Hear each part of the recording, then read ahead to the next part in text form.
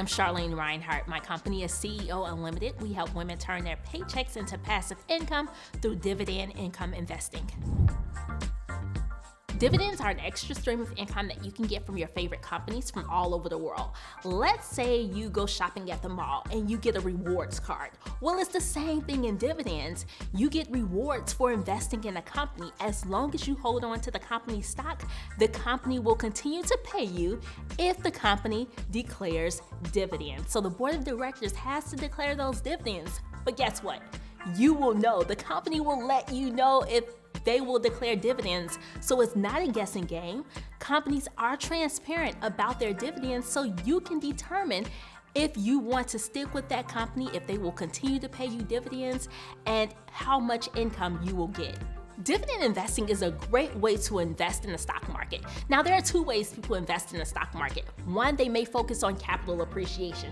That's when your stock goes up in value. Let's say you bought a stock for $8 and that stock goes up to $12. That's capital appreciation. Well, there's another way. You don't have to wait until your stock goes up. You can receive income either monthly or quarterly from the stocks in your portfolio. The three biggest myths when it comes to dividend investing is 1, you have to be rich to get started. No, start where you are and be willing to grow on your journey. If all you have is $100, find the stocks in your portfolio that align with your goals, risk tolerance, and time horizon, and you'll be able to get started. You can even buy fractional shares if you don't have the entire amount to buy in a company stock that you want. The second biggest myth is that the company that pays the most in dividends is the best company to buy. No, you should always go for high quality companies that have the potential to grow over the long term. It's not about perfection right now, it's about progress. So you want to be able to look at companies that have a certain revenue amount, a growing revenue amount, that can continue to pay you those dividends over time. The third biggest myth is that dividend investing is extremely risky. Now, there's some risk involved in all type of assets, but guess what? With dividends, you get a chance to get an extra stream of income. And like I told you before, the companies will tell you if they are declaring a dividend and how much income you will receive. So essentially, you could build a portfolio of dividends based on your goals. If you set a goal to have $1,000 in dividend income, guess what? You work the numbers and you can have $1,000 in dividend income full of your favorite dividend paying companies. The three biggest mistakes people make when it comes to dividend investing. Number 1, not doing your research. You need to do your research and see if the company can continue to pay you dividends. Just because the company paid dividends last year doesn't mean they can continue paying dividends going forward. So you want to take a look at the numbers of that company, the underlying business, to see if they can continue that streak of dividends. Now, even if you look at the financials, that doesn't mean you are guaranteed to get those dividends, but you want to do your research so that you are not investing in companies that have no ability to pay you going forward. The second biggest mistake that people make is trying to do what the next person is doing. Just because that person bought that stock doesn't mean that's the right stock for you. You need to take a step back and think about your goals. What are your short-term goals? What are your long-term goals? How much income do you have right now?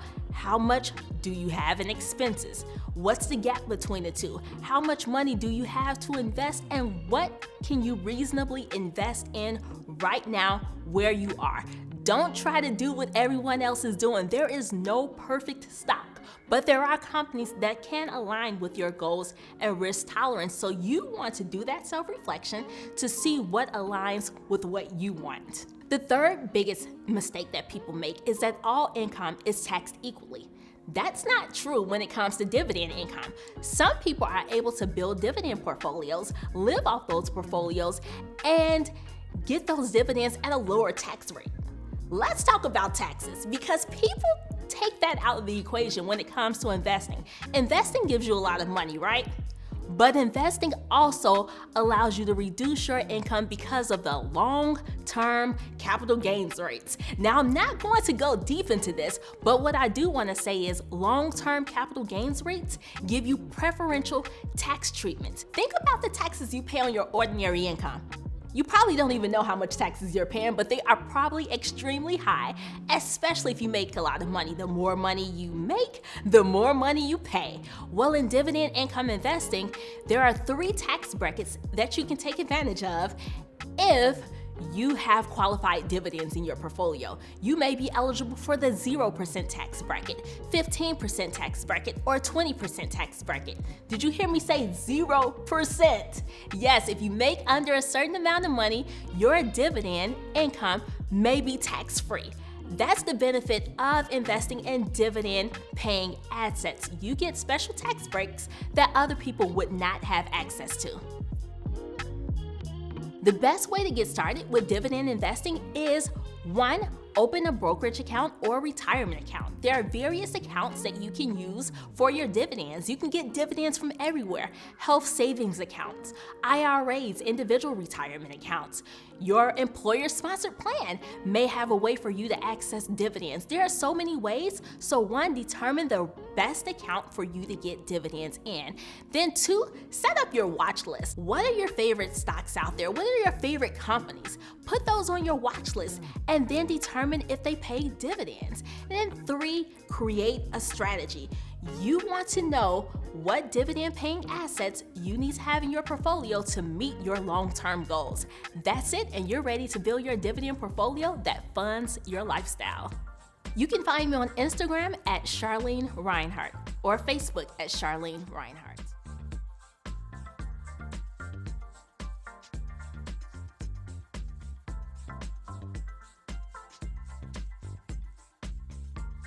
The Convo, your home for conversations on Black entrepreneurship and wealth, available on your favorite platforms.